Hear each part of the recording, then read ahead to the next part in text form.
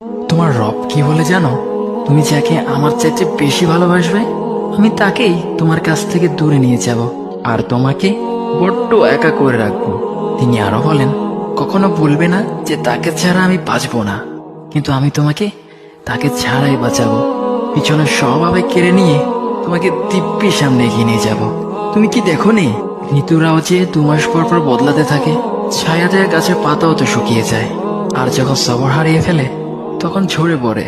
কিন্তু তোমার রব তো ধৈর্যশীল ও পরম দয়ালু। তিনি তো সেই ঝরে যাওয়া পাতার ঢাল থেকেও সবুজ পাতা গজান। তুমি কি দেখছো না তোমার স্রষ্টার এই নিদর্শন?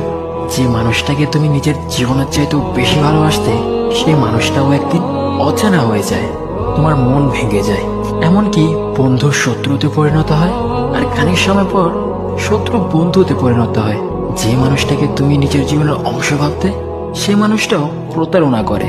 বুঝি না, এত কিছু হওয়ার পরেও তুমি তোমার রবকে বাদ দিয়ে সেই মানুষগুলোর উপরই ভরসা করো, যারা তোমাকে প্রতিনিয়ত কষ্ট দিয়ে।